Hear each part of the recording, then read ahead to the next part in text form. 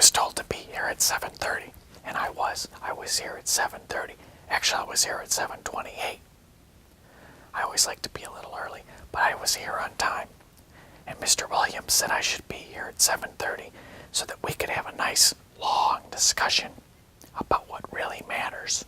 So I showed up here earlier, though, around 6:30, while I was having some soup at a nearby store.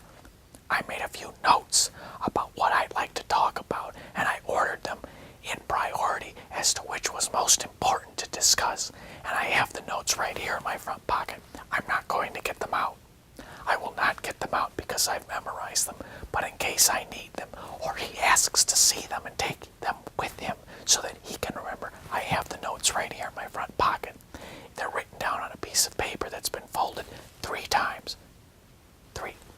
Three times. So he may take it with him out, and in case it rains, the fold will protect the writing. Now, I wrote down what was most important for us to have a conversation about, and I feel very strongly about these matters. And number 1 on the list of things that I thought that we should talk about are the horses. I thought above and beyond, if we don't discuss anything else, we should at least talk about the horses and who's going to take care of them. I enjoy the horses. I like how they look. I like how they ride. I like having them here on the property. I like being around them. But taking care of 6 to 7 horses on any given day is a lot of work. It's simply a lot of work. It is. It is just a lot of work. Especially for one person who's juggling a full class load and a full-time job. I didn't want to say that, but I had to because I have a lot of responsibility. So, on top of all that, if I'm going to have to come home and take care of 6 or 7 full-sized American horses, and we're not talking about miniatures, we're talking about full-sized, long legs, and they're able to jump, they're able to run, they're able to comb their own hair. If I'm to be expected to take care of all these animals by myself, that's just unreasonable. It's just unheard of, and I think Mr. Williams would understand that. He's a very understanding man. He's very reasonable himself. He knows what it's like to be in such a position, taking care of large animals like this without training of any kind. I had to learn as I went. I didn't know any of the horses' names. It was very difficult to keep them straight. I was embarrassed on many occasions. I'd say, "Hello, Honeysuckle. How are we doing today, Honeysuckle?" I was talking to Piper. Honeysuckle was in the barn. You know how humiliating that is, to do that to a police officer, let alone a horse. My goodness. Just making them dinner, making each horse a custom dinner, 3 of which had to be diabetic acceptable. I'm no chef, I'm no cook. I can barely feed myself, and to come home and do 6 or 7 different horse meals every day, my goodness, it was a bit of a strain. Thank God for Google, that's all I'll say. Thank God for Google, because I was able to find some wonderful recipes that humans could enjoy as well. Well, most of it, you have to change a few of the ingredients, but for the most part, a human being can enjoy the same thing a horse eats. We're both mammals, and we both have 4 legs. I only have 2, but most people and horses have 4 legs, and so they can eat the same thing. They usually eat beets. It's a beet-based diet. It's a beet-based world. A horse will he'll eat 90% of what he eats all day will just be beets. He'll eat them whole. He'll eat them cooked. He'll eat them cut up into little pieces. Sometimes I would cut the beets up into shapes that would look like other horses, and they'd still eat them. They would eat a beet shaped like a horse. Don't tell anybody that. I'm not going to tell Mr. Williams that, okay? Just keep that between us. But the horses, they would eat things that look like other horses. And sometimes I'd give them Coca-Colas to drink with the straw. They would drink Coca-Colas, which I know wasn't good for them. But I thought, why not little treats? It's good to have a little treat in the middle of the week on a Wednesday, because sometimes it would be raining. And Mr. Williams made the horses sleep out in the rain. He'd let them sleep inside when it wasn't raining, which I didn't understand, but that was what he wanted to do. But when it was raining outside, the horses have to go outside, take the horses outside, lock the door on the barn, and I wasn't allowed in. I had to go home at that point, and I live a good 40 minutes away, and you know what my car is like. My car is old. My car is very old. It's 1995 vintage, thank you, but I'll keep driving it. I think it's safe. I put a lot of money into that car, and we've had a lot of good times. And I don't intend on buying a new car, especially from one of those foreign makers. Well, that was number one on the list, was the horses and resolving that entire situation. Because I can't take care of 6 horses. I don't know anything about horses. I don't know anyone who does know anything about horses. It's practically Greek to take care of a horse in this day and age, in this climate. To have a horse in this climate really is obscene. But okay, he wants to own 6 horses. He'll own 6 horses. That was number one on the list. Number 2 on the list were Ferris wheel rides. I've wanted to have a frank discussion about Ferris wheel rides for a good 7-8 months now, and I haven't found anyone who's willing to sit down and actually treat the matter with the severity and the seriousness it deserves. I feel that after 7 or 8 years of very hard, dedicated service, a man is entitled to at least one uninterrupted Ferris wheel ride. Just one. And preferably in the spring. I would preferably have my Ferris wheel ride in the spring at dusk at 6 p.m. Perhaps with a bag of peanuts or popcorn to enjoy on my Ferris wheel ride. And I would take that Ferris wheel ride alone. I wouldn't ask to bring any relatives. I wouldn't ask to bring any friends. It would just be me alone on the Ferris wheel. And the Ferris wheel would be empty. No one else would be allowed on it. Just me and my popcorn and maybe some salted almonds. And I would ride the Ferris wheel to completion, which is 3 revolutions. And everyone knows that. Everyone knows that here in the North. A Ferris wheel ride is 3 complete revolutions all the way around. And don't stop at the top and don't stop at the bottom, and certainly don't stop at the 8 o'clock position, because that's very awkward.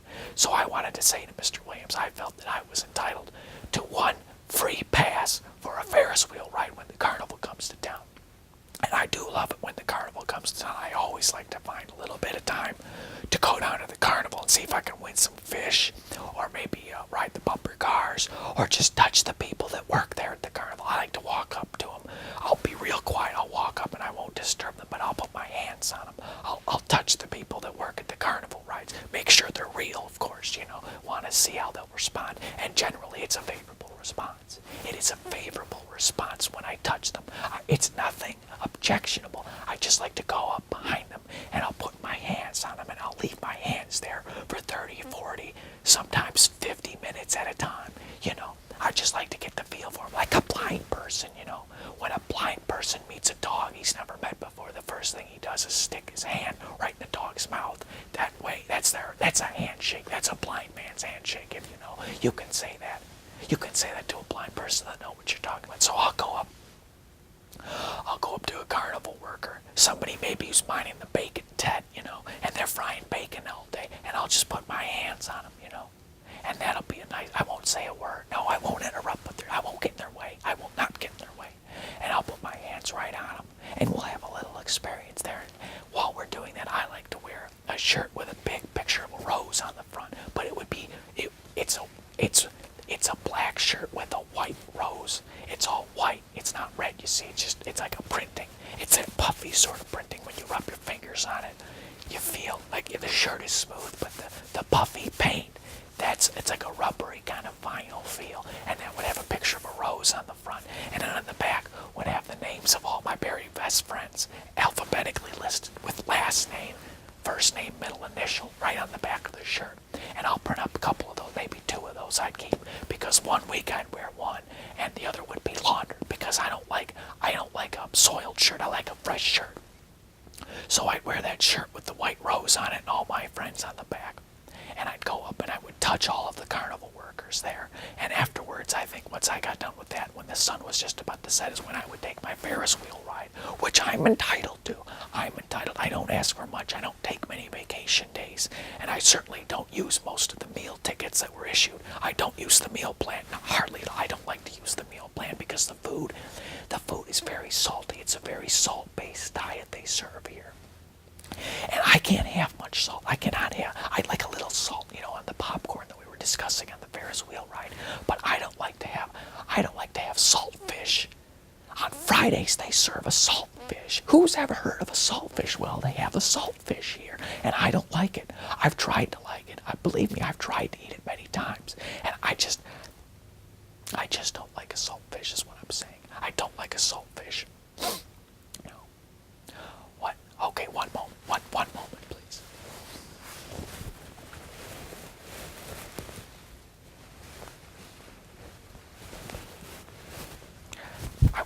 have to check that because it had something to do with my insulin, even though I'm not diabetic or injured in any way.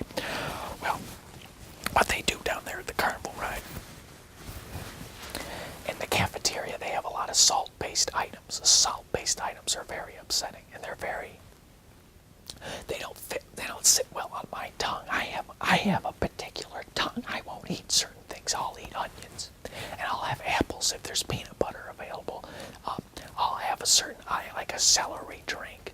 There's a celery drink which I find to be pretty good. It comes in a box that's silver. Now, why would they put celery in a silver box with a little straw? I like the straw, but why silver?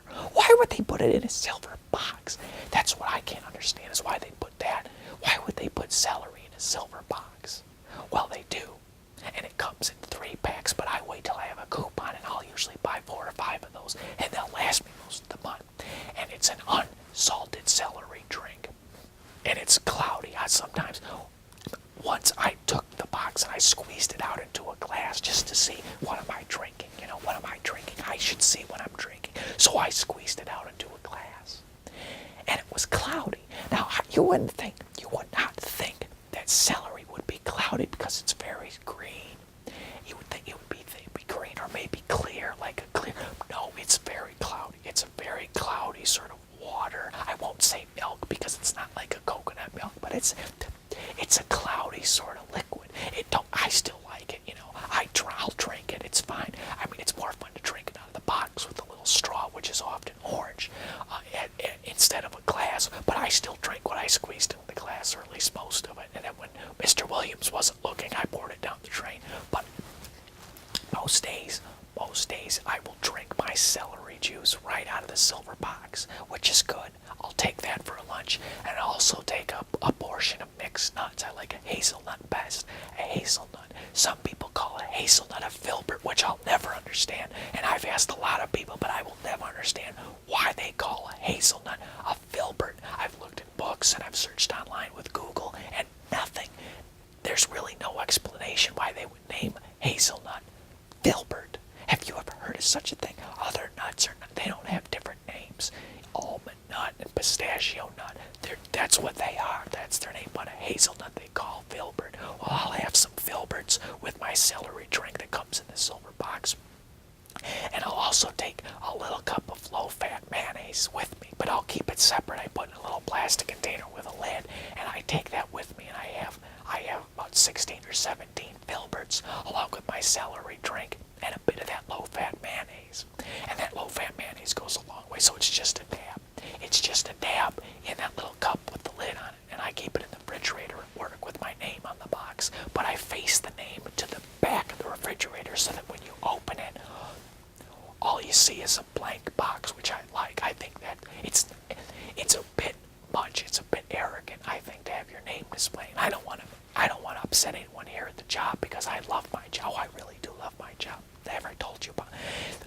The greatest part about my job is that what we do is we take audio cassette tapes, and I sit all day with the audio cassette tape here, usually right here between my knees, upturned, so the tape part is here, and I sit all day, hour after hour, just pulling the tape out of the cassette. I pull it out with this hand, and I'll align the cassette with this hand down here, and I'll pull that tape out. I'll sit there all day pulling that tape out. That's what I do. And then when it gets to the end, I'll set that aside. I'll get a new tape here from the pile, and I sit and I start again. And that's what I do all day. It's a recycling program that the city and the music industry has worked together on. And I feel like I'm making a contribution, and I'm fairly compensated. But there are a few things that I would like to talk about. As I said, the horses and the Ferris wheel ride. And the other thing I'd like to talk about is fluorescent tube lighting. Not because I have any issue with it. In fact, we don't use much fluorescent tube lighting here in the office because James doesn't like what it does to his skin. He has a doctor's note. We use incandescents. But fluorescent tube lighting, I think, has a lot of potential, especially in the recycling industry, because they're used almost everywhere. They're used at places that make magazines. They're used at places that make greeting cards. You can find fluorescent lighting in just about any establishment here in the Midwest, which I think is fine. I'm just saying that if you're in the recycling industry like I am, there's probably say if their fluorescent tube lights went out in one day, we could combine, instead of them burying them in the backyard as so many firms do, we could take them over to where I work and we could recycle them. I'm not sure I don't think there's any tape inside a fluorescent tube light that I could pull out, but there has to be something in there. I mean, how do they work? There's fluorescent. What is a fluorescent anyway? I mean, what is that? It might be filled with cotton or something. But whatever's inside that tube, we could have people sit there and slowly remove it each day, so it would be safe for the environment. And we could recycle the glass and probably we could put jam in it, or we could put some of those pickled onions, those little small pickled onions. They look like fish eyeballs. Don't tell anyone I told that, but they do. They look like fish eyeballs, but they're pickled onions, and they're sold in jars that are real narrow, sort of like a fluorescent tube. Or we could put marbles in it, cat's eye marble, and we could set it out on the conference table and have a conversation. Because what I'm getting at, Mr. Williams, is that there's a lot of uses for an old fluorescent tube that's had all the fluorescence pulled out of it, and we could do a lot with it. We could do a lot with that, is what I'm saying. These are just ideas I have. It's not a complaint. I don't want you to think that I'm complaining about things, because I'm very happy with this organization and what it's done for me personally. It's really revolutionized my life. It's turned things around for me in ways that, my mother never thought possible. I really like my mother, but honestly, she thought that she'd done wrong with me, that I'd gone astray, that maybe I'd strayed from the path a bit, and that maybe I didn't have everything all together. But ever since I got this position with the organization, which is now 2 years and 18 months, thank you very much, Mother's been nothing but satisfied. She's been nothing but happy. And on Sunday, when I bring over the coupons for her, she says, "Oh, how's your job? How are things going there? How's Mr. Williams? Mr. Williams is such a nice man. He's so kind to you, and he's so considerate, and he thinks of others. She has nothing but good things to say about you, Mr. Williams." And as do I. And I say, "Oh, it's great, Mother, and I'm so happy you're proud of me." "You are proud of me, Mother." "Oh, yes, I'm so proud of you, what you do with those fluorescent tubes. You're doing a service." And that's what I like to think of this job as anyway, that I am doing a service. It doesn't pay a lot, and I don't want to make a lot of money. It's not about making money. It's about serving other people, which is what I do here all day. When I pull the cotton balls out of fluorescent tubes and replace them with baby onions, or in like rolling coins in the middle of the tube, I'll fill it halfway up with cotton balls, and then I'll put 2 or 3 actual fish eyeballs in there, and then I'll put the rest of those baby onions in the tube. But don't tell anybody about it. We do that because it's a little hard to break even. We've got a lot of fish eyeballs. We've got to do something with them, but don't tell anybody. Well, it's still the same. It's still useful, the tube, once you're done with it. And the banks never find out. They can't find out. They wouldn't do it. We live so close to the border anyway. They're not going to get upset. They understand. What are you going to do with all these fish eyeballs you got in Quebec? What are you going to do with them? Because the stores don't take them, but the banks will. And that's what they don't tell you. Well, I'm telling you right now, that's what we do here. And that's what's made us #1 in our division, regional division, for the last 6 or 7 years. And I'm very proud to be a part of an organization that is recognized as such, that does such good work. That's what I'm saying, Mr. Williams. So those are the top 3 things that I'm going to discuss with Mr. Williams when he arrives, that I've got here in my little notepad. I'm not going to show it to you because there's really nothing to show. What's there to show, really? I've written a few things down and maybe drawn a picture or two. Like along in the margin, I drew a picture of a zebra. Okay, but that doesn't have anything to do with what we're going to talk. I mean, a zebra is a horse, and I did discuss the horses, but I wasn't really thinking about that when I drew it. I just thought that part of the page is empty, and it might be nice to draw an animal. And a lot of people don't draw zebras too often. They'll draw a turtle, or they'll draw a squirrel, or maybe they'll draw a chickadee, but not many people will draw a zebra. I think they won't do it because it starts with the Z, and the Z is the last letter in the alphabet, so it's not the first thing that comes to mind when you're drawing a picture. Usually they'll think about like aardvarks, or anteaters, or apples, or bats, or baseballs. Things that are closer to the front of the alphabet. Usually that's what people draw. Sometimes they'll draw a cat, but they'll never draw a zebra because it's just too far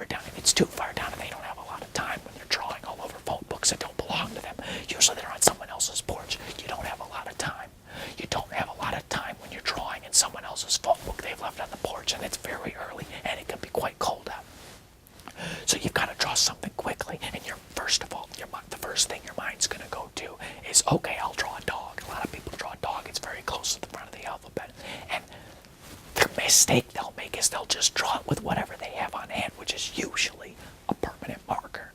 Well, the pages of a yellow pages book, it's like tissue paper, and it bleeds right through. Okay, right there.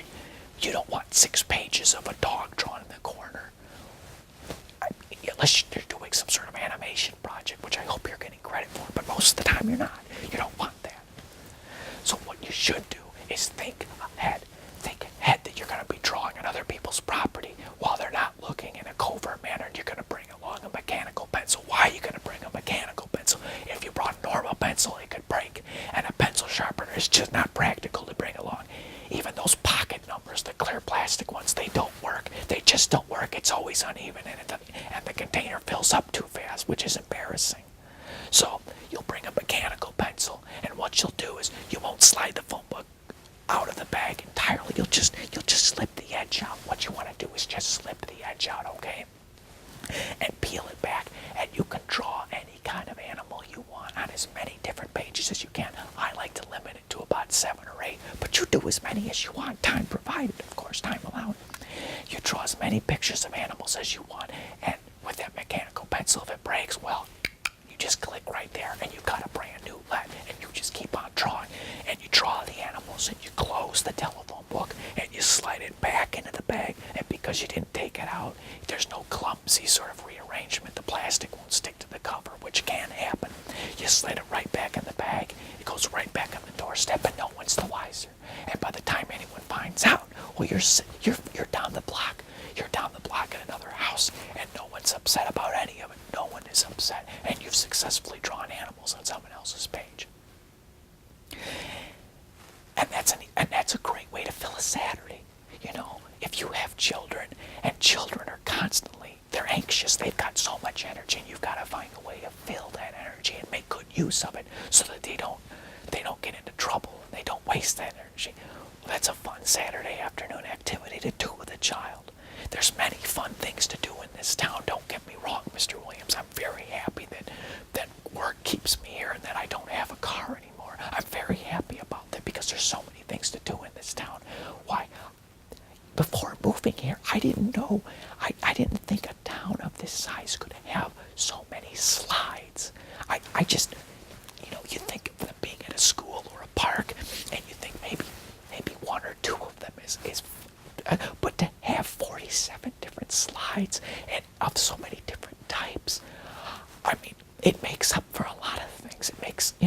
It makes this town really livable, and that's a fun Saturday afternoon. That's a Saturday and a half, to be honest, if you're going to take your time about it, which I recommend that you do, if you've got so many slides like that, because some of these slides, they're not just, some of them are normal playground slides, but a lot of these slides, some of them are from Morocco, and if you've never slid down a slide from Morocco, a Moroccan slide, that's an experience you'll want to have at least twice. And a Saturday morning is the perfect time to do so. We have so many slides in this town, and it really makes up for the fact that 40% of the landmass is occupied by freeway, which I don't mind because as I said, I don't have a car. I don't mind that at all. It does make, and it makes up for the curfew too, because I wouldn't want people on those slides after dark or after 6 p.m., whichever comes first. I wouldn't want people on those slides that late because they could get hurt. You can't see what you're doing. There aren't other people around to call the authorities in case there is an injury. Your legs could get tangled on the stairs. No, I'm glad that there are curfews and that there are slides and that there is an order to things, and the role that you play, Mr. Williams, in making sure that order is maintained. I'm just, what I want to say is thank you, Mr. Williams. I want to thank you for everything you've done for this community. I want to thank you for everything you've done for this organization, for this service. I want to thank you for everything that you've given me, Mr. Williams. Because as I said, it's an opportunity. That's what you give to people. You give people an opportunity to do their best. And I know things could be better. I know there's always room for improvement, but I do try to do my best.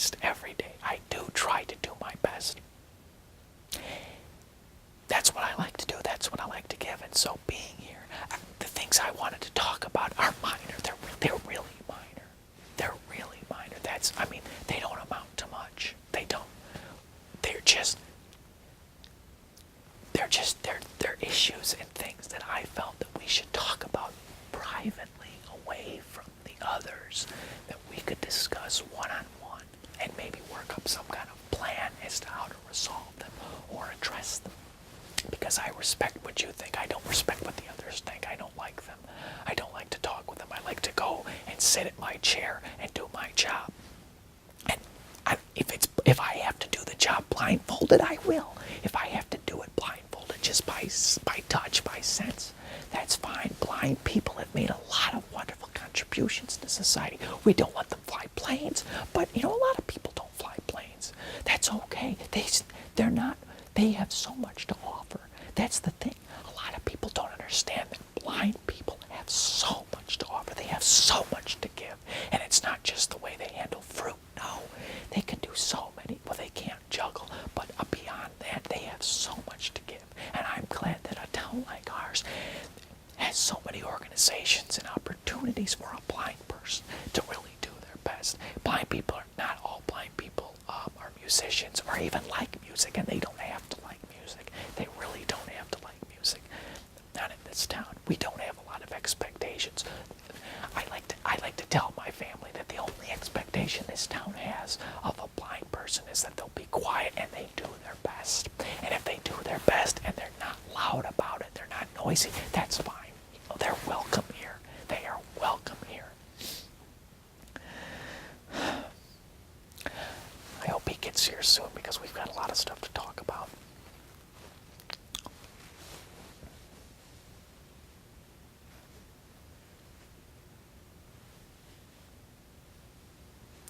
That I like to take photographs of tree stumps. I do. I have a whole album and all. And someday I'm going to put the pictures in